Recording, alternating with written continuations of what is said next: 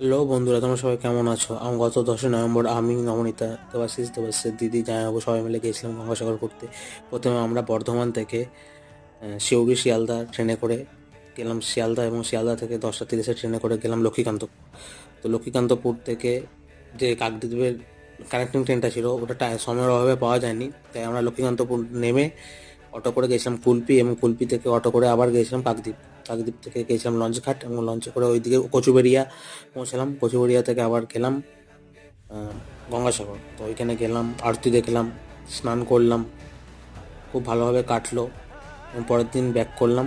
তো আমরা আসার সময় এসেছিলাম নামখানা, বেনুবন ঘাট হয়ে লঞ্চে করে, এবং নামখানা থেকে আমরা ফিরে এসেছিলাম মাঝেরহাট লোকালে করে, এবং ঠাকুরগাঁয়ে নেমে ক্যানিং লোকালে করে শিয়ালদা, এবং শিয়ালদা থেকে আবার ওই মানে শিয়ালদা সিউড়ি ট্রেনে করে আমরা বর্ধমান ফিরে এসেছি। শেষে দেওয়া রইল বেনুবন ঘাট থেকে নামখানা যাওয়ার সময়সূচি।